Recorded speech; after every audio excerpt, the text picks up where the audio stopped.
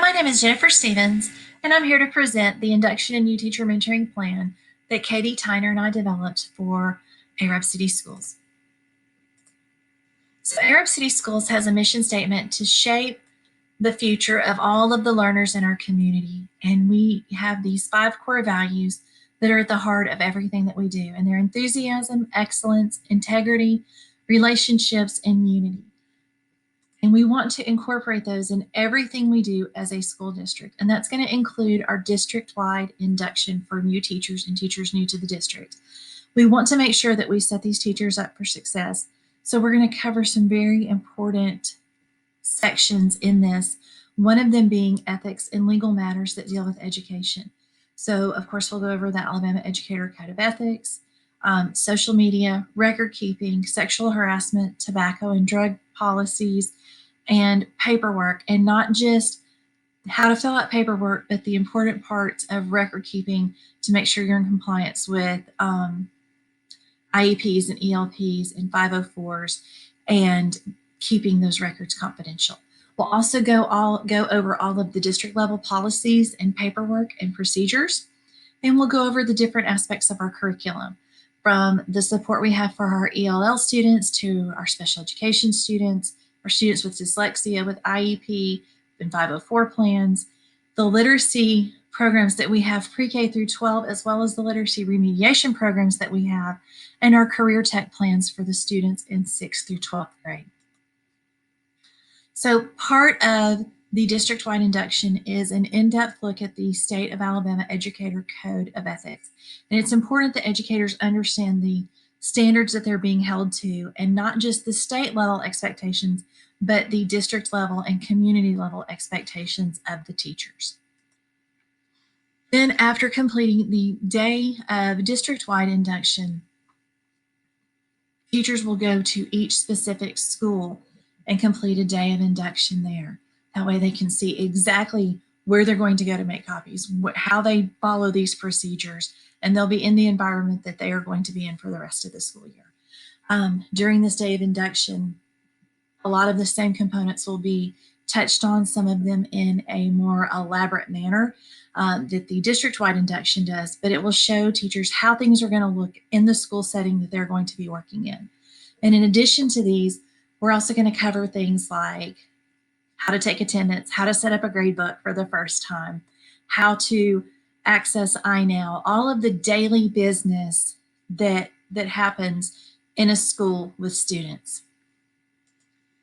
So after the induction, it's not enough to just show people where things are. We need a plan to support them because this is a very overwhelming time. So we know that from research that new teachers with little or no support have a higher rate of burnout, and school districts have a higher rate of turnover. So our goal with our mentoring and induction plan is to alleviate that. So the purpose of having a mentor is for that mentor to serve as a point of contact for the district and administrators to that person, to provide ongoing guidance and support, to model best teaching practices, and to help this new teacher with professional growth, but it's also going to help the mentor teacher grow professionally also. So this structural support in this cycle is really symbiotic in that it helps everyone involved grow and become even better at what they do. So our plan is to institute a 3-year graduated mentorship. So if you're brand new to education, you'll have a mentor for 3 years. If you're just new to the district, you'll have one for 2 years. And if you've just changed schools in the district, then you will have a 1-year mentorship program. And you would think that every school in a district run the same, but Katie and I have both experienced this in our careers as we change schools. Things are just different. There's different technology in some schools than others. A lot of that is because a lot of the clientele that we serve changes as they grow older. And so it's important to have that support for teachers who change school as well. So to become a mentor at Arab City Schools, you have to have a certain set of criteria. It has to be something that you are interested in and you have to have a passion for, because you have to submit a teacher portfolio, including a video of you teaching a lesson. It looks into account for your professional development activities? Do you take a leadership role in your school? Do you have evidence of student growth? Does your administrator recommend you and support you? Are there any anecdotal notes that your administrator can provide that would help the district know, hey, this person is a leader and they are the person we want training our next group that comes through? So while the mentor has a lot of responsibility, the mentee also has some responsibilities, and it's to develop as a teacher, to reflect on what they're learning and see how to best implement it in their classrooms, to observe other educators and see how they make these things fit and make these things work in an efficient and engaging manner, and also to grow professionally.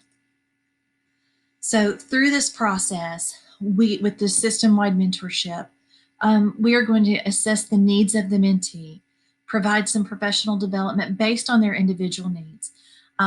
Even if it is pushing out some TED Talks or some reading or some current research, or just getting them in touch with another person to watch, whatever they need, the mentor will help facilitate this to help continue this process of lifelong learning. So the timeline is very similar for all three levels. It's more intensive, obviously, for new educators. So everyone will have a mentor assigned in July and attend a mentorship orientation. Level 1 or new educators will meet weekly with their mentor. They will complete a needs assessment at least once a month, and it could be more frequently as they feel needed. And then there will be quarterly meetings with the building level administrator and the program coordinator. And in May, there will be a final quarterly meeting, and all parties will conduct a program evaluation survey. Level 2, teachers with experience new to the district, very similar, only their meetings are monthly. Their needs assessments are monthly, and everything else is the same. And then if you are just changing schools, because things are different from school to school, especially here in a district like Arab where everything is a different age group at each school, you'll have quarterly meetings with your mentor, knowing that they're available if you need them more frequently. You'll still complete a needs assessment, and you'll still have quarterly meetings with the administrator, and the program director. So this process just repeats. You have meetings, you conduct observations, and you reflect on what you're learning to help put all the pieces together. And in these monthly, sometimes weekly meetings, there's lots of things to discuss. The first year of teaching is one of the hardest because you are learning so much at one time and how to do it all simultaneously. So this is not an all-inclusive list, but you can see the list on the left side of your screen deals with educator effectiveness and success as far as how do I teach? What are these big pieces that I'm putting into place as far as the district goes and as far as what I'm looking at? And then on the other side of your screen, you will see that this is the part that you put into place for your classroom, curriculum decisions, educational plans. How do I implement these course of study standards? What are my grading expectations? How do I put all this together in a lesson that my kids are going to find engaging and I know it's the right way? And how do I support my gifted students at the same time I'm supporting my struggling students or my English language learner students? It can be very overwhelming. So we want the mentee to feel comfortable coming to the mentor and saying, okay, this is where I'm struggling. What does this look like in the real world? And hopefully we can provide that for them. So at the end of the year, all parties involved, the mentor, the mentee, the building level administrator, and the program coordinator will all complete the end of the year survey, analyzing the program, its strengths and its weaknesses. This data will be analyzed and it will be used to implement any changes, make improvements that might be needed. So this is just a brief overview of an extremely long and involved and elaborate year that we want to be able to support our new teachers through. The research used in this PowerPoint and in this presentation came from EDSOL, and it is all about trying to retain teachers within that first 5 years of teaching and not to lose them to frustration and burnout, which is our goal with this program. Thank you.